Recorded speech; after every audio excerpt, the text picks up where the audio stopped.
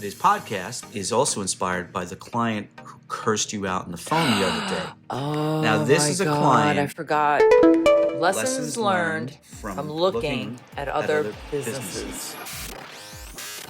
Today we want to talk about something that might have a little, touchy-feely concept that may not be received well, but I think it's important because in working on almost 300 SBA EIDL loans, we've seen some stuff. Just to set the tone, when Linda says touchy-feely, let's kind of put this in Star Trek perspective, which is how I like to do things often. She's like Captain Kirk. Remember when the trouble with Tribbles, the way he was holding the Tribbles and looking at them rather adoringly? So she's Captain Kirk, all touchy-feely, and I'm Spock. That is not logical, Captain.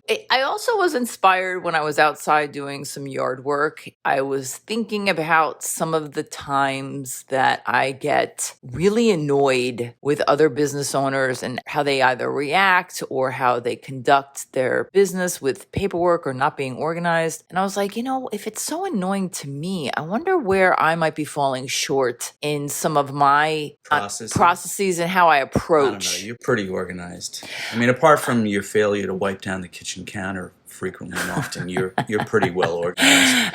And that's just my pet peeve. I have a kind of different approach to it. It's not emotional mostly. But I do, like you, Lynn, I often wonder when I look at some of our clients and their paperwork and their process, I'm like, how do they make money? Well, what kind of days do they go through with this complete sense of chaos with fundamental stuff like my CPA won't give me a letter that says she's filed my tax return. And that's all I was asking for. Wait a minute. So you have this CPA that you're paying fees to for years and years, and this person won't give you a letter on her letterhead that she is your CPA and files your tax returns, and she's still your CPA? See, things like that, illogical to me, Captain Kirk. Yes. In looking at what we see with just paperwork alone or how things were addressed with the SBA, we know why their files were declined. Mismatched, inconsistent information, not well explained, whatever. We can see that. That's a fact.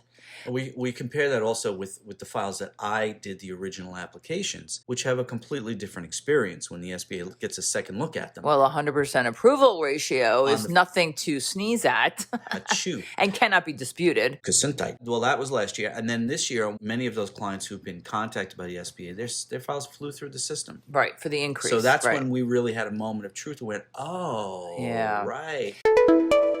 I had this thought about owning my own deficiencies, and I'm digging in the dirt because that's my therapy, and I want to reflect back when something is disturbing to me or I'm having a negative emotional reaction. What does that mean for me? And then I was inspired because I was listening to the Happier podcast with Gretchen Rubin and her sister Elizabeth Kraft. Gretchen brought up the same thing. I like that podcast. Yeah. Being annoyed about something, what does that mean for her? Because maybe she does the same thing. And that's called, wait for it, projection. Which is not to mean movie projection in a movie theater. No, I mean Psych 101 kind of concept. I love that you're hitting this concept, Lynn, because I've had a long-standing theory in my mortgage career, which still extends today to our little financing practice, which is the more that someone else exterior to your process is looking over your shoulder and checking in with you to make sure you're doing your job, like the greater the level of their scrutiny, that's the word, you can be darn sure that for an equal balance of their responsibilities in this given transaction, they're not attending to it. And I learned this from real estate agents time and time again, calling me, what's going on with the file? Well, Trevor, did you do this? And Trevor, is that done? And is this done? At the moment of truth, when I needed something from them that they needed to attend to, like something as simple as a lead paint disclosure, which is required by federal law, which was supposed to be done at the initial contact when they made the offer, you could be darn sure it wasn't done. Every single time. Well, even with the SBA process, we have clients that are relentless. What's going on with my file? Did you submit my file? Do you need anything else? What can we do? Or telling what me should be what done? Strategies that I should undertake as their loan officer to get their file submitted. Probably 9 out of 10 times. probably 10 out of 10 times. When we look at their file, It's 11 out of 10 to be sure. Yeah, they're missing documents. Oh, no, their file's a mess. The file is an utter mess. It's a complete mess. Multiple addresses. But so this is the disappointment, because like, how much time do we want to spend on lamenting about the deficiencies or inadequacies of someone who is interfering with our process, and we know how to do our job? You're coming to us because your loan was declined and now you're going to try to tell us how to do it? No, I'm sorry. Well, I think also you're interesting that you're saying you're inspired by your landscaping, listening to Gretchen and Elizabeth. But I think also maybe today's podcast is also inspired by the client who cursed you out on the phone the other day. Oh, now, this is a client I forgot. who hired us because his request for an increase on his existing economic injury disaster loan was declined. And I submitted his reconsideration request to the SBA. And when I did my full break it down to granular level, crazy, psycho, over-the-top underwriting of his file, I discovered his file's a mess. Yeah. Like he's got 6 different addresses. Let's Yeah. just talk about that. So here, projection 101 that Yeah. you're talking about, because Yeah. here's a perfect example of somebody projecting on us. Yes. All right, so he's terrified he's going to lose his business. He really desperately needs the money, and we understand that. We're not dismissing And that we're as a not- real challenge. Not We get reducing that. our sense of empathy Yes. for that aspect. But here's the thing. I spoke to him 2 weeks ago. I said, listen, your file is with the SBA. We have no control over the federal government. When they respond, we'll react. But until that point, there's nothing we can do. This week, he called, cursed out Linda Ray. Yesterday, I gave him a task to do, to call customer service at the SBA to update his file with our information as his authorized representative. And it has to come from the client. He has to call the SBA to tell them that we're not allowed to do that as per SBA guidelines. Well, they're asking him some identity verification questions, which tend to be your social security number, last 4 digits, and or the EIN number for your business, and or the address for your business. Well, because his business has so many addresses, guess what happened when he called the SBA?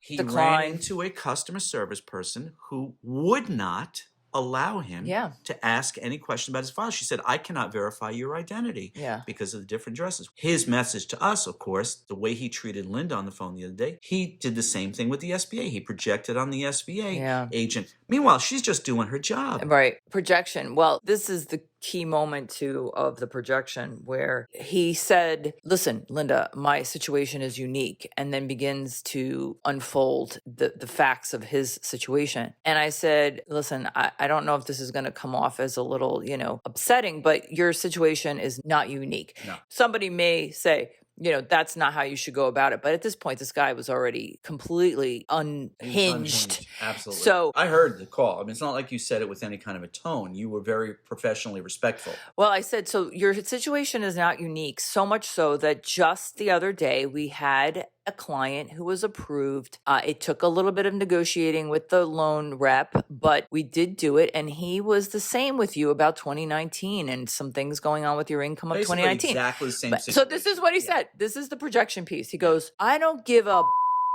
about that guy. Linda, you're not listening to me. And I'm like, you're not listening to me. This is not a Linda therapy session today's simple sense, just to be clear. The projection is as simple as someone actually saying the words of the thing that they're not doing when you're trying to talk them off the ledge. You're talking about ownership. So this is what Linda said earlier when she's doing the landscaping and she's thinking about it, and she's like, well, when I'm projecting on someone else, but you see, here's the difference. What Linda is doing is she then does self-reflection to see what she's doing wrong, that maybe she's observing that behavior in someone else, and then she says, oh, wait a minute, let me look in the mirror for a minute. Yes. And this person, like so many folks out in the world, refuses. Even after the phone call with the SBA agent, he didn't even put 2 and 2 together the way we could see the straight line. Look at your reaction to the SBA agent, buddy. It's all because you got 7 different addresses for your business. There's some validity to the whole emotional intelligence, which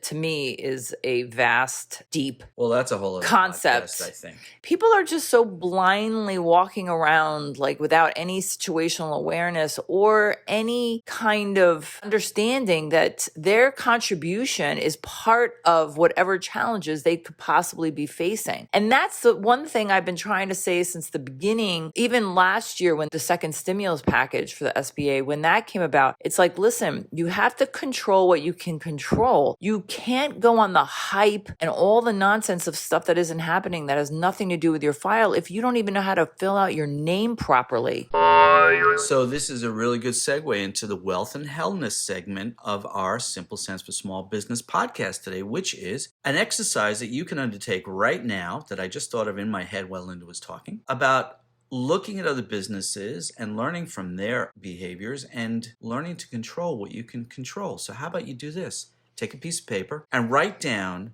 3 things about some other business that you've recently observed that drive you crazy. And then see where you may be committing those same offenses in your own business or just how you react to certain situations. Don't react. You want to respond. Oh, I love that. Because you want to be able to have some semblance of order within your own psyche to not be so emotional. Wait a minute, you're Captain Kirk. I'm Mr. Spock over here. I know. Don't steal my logical thunder. I think it's always good to do some role reversal every now and again.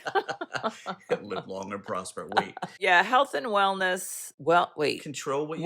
Wealth and hellness. I always get those two mixed up. Because if you are taking our suggestions where the objective of wealth and hellness is to improve your profitability and improve your pleasure of working in your own business and reduce the hellness. If you can curb your emotions to see through your participation or contribution into a process in general, then you will be more effective and reduce drama and increase profitability. I was hoping for a D word. Which brings us full circle at the beginning of our show, which is this landscaping gal is Linda Ray, and I'm the non-landscaping guy, and my name is Trevor. I want to thank you all for tuning in to Simple Sense for Small Business. Please don't forget to subscribe to our channel to jiggle that Google juice so that we can share with you the mistakes we've made so you don't have to. Have a great day. See you next time. Live long and prosper.